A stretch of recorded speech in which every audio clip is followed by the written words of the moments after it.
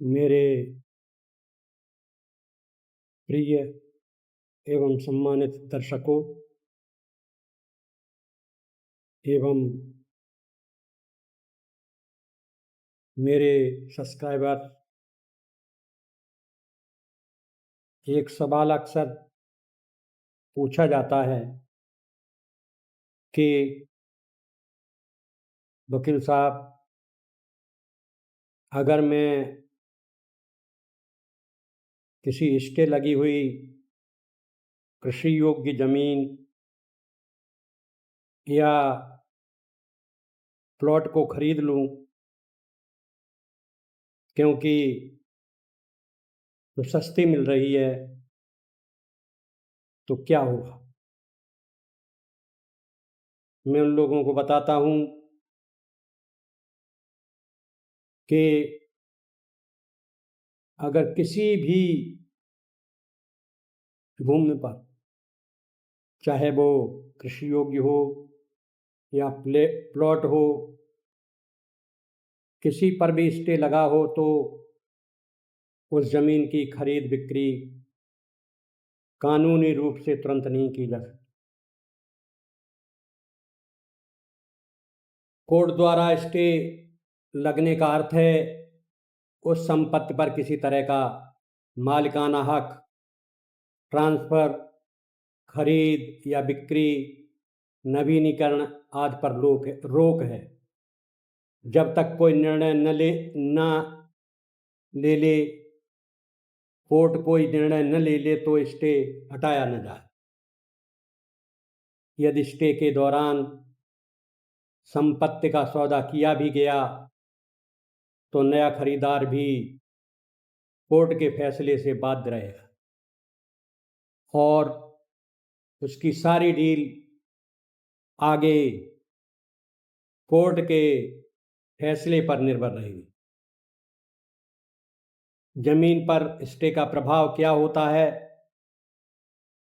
Stay order लगने के बाद मालिक संपत्ति को न तो बेच सकता है, न किसी और के नाम कर सकता है, न ही उस पर कोई अन्य लीगल ट्रांजैक्शन कर सकता है। अगर स्टे के बावजूद संपत्ति बेची जाती है, तो ट्रांजैक्शन वैध नहीं मानी जाएगी और खरीदार भी विवाद या कोर्ट के आदेश में फंस सकता है। कोर्ट का स्टे हटे बिना संपत्ति का मालिकाना हक बदला नहीं जा सकता, वरना कंटेम्प्ट ऑफ कोर्ट या अन्य कानूनी कार्रवाई हो सकती है।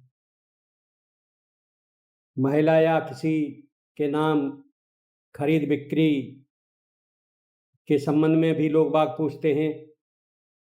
इस संबंध में बताता हूँ कि सामान्य स्थिति में महिला या कोई भी व्यक्ति भारत में संपत्ति खरीद सकता है और महिलाओं के लिए सरकारी स्टाम्प ड्यूटी में छूट भी दी थी।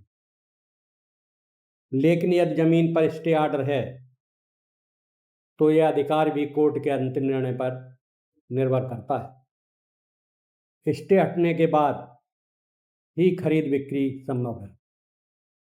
महिला के नाम ज़मीन खरीदी जा सकती है, बशर्ते हुए विवाद मुक्त और स्टे फ्री हो। अगर ज़मीन पर कोर्ट का स्टे लगा है, तो जब तक वह स्टे नहीं हट जाता, उस ज़मीन को कोई भी किसी नाम पर खरीद या बेच नहीं सकता।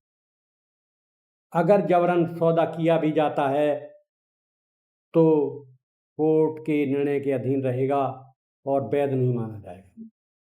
क्यों अक्सर ये होता है, जब किसी ज़मीन पर, प्लॉट पर या कृषि योग्य भूमि पर कोई मुकदमा चलता है, तो जिसके पास ज़मीन होती है, जिसके नाम ज़मीन होती है, वो थोड़ी कम कीमत पर भी बेचने को तैयार हो जाता है, क्योंकि वो समझता है कि इसमें जो पैसा हमारा खर्च हो रहा है, कम से कम उससे छुटकारा मिलेगा और जो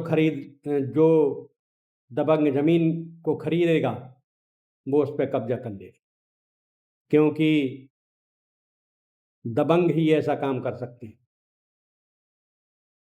स्टे लगने पर खरीदार को कौन कौन का से दस्तावेज चाहिए?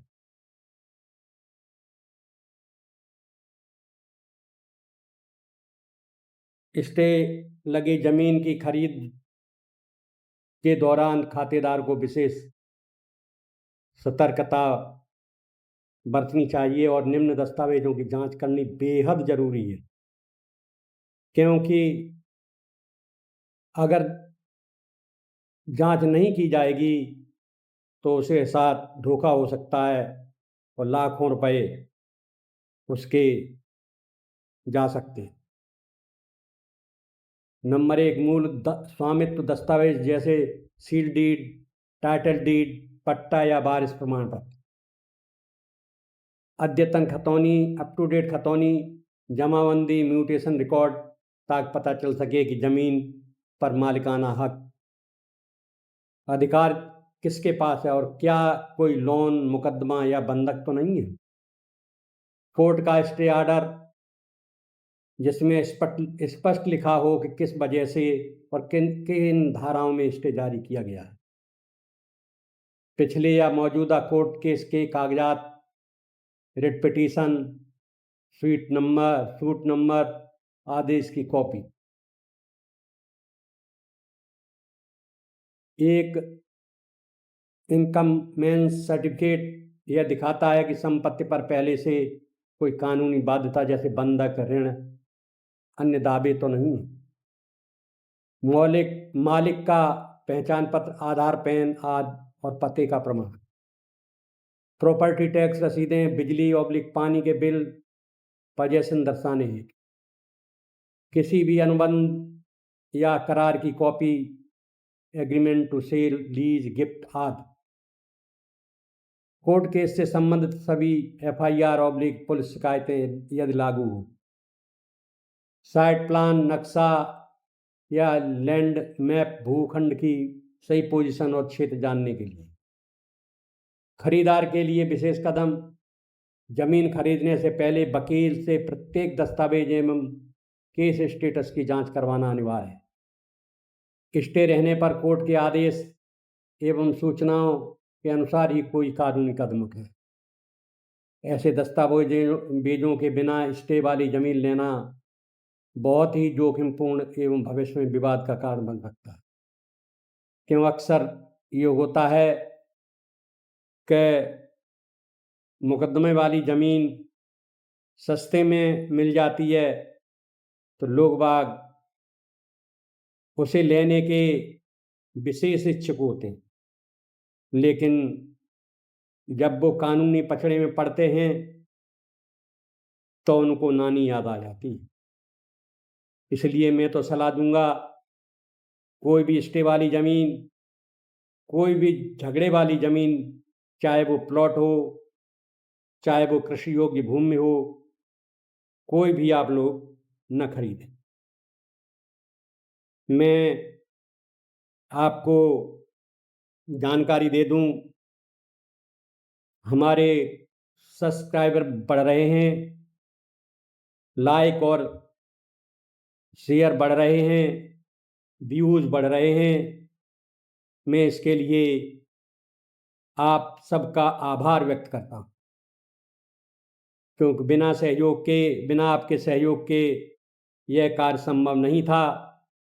मैंने तो ये चैनल इसीलिए खोला था कि केवल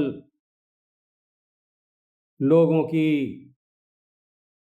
शिकायतों पर थोड़ा प्रकाश डाल सकूं, लेकिन आप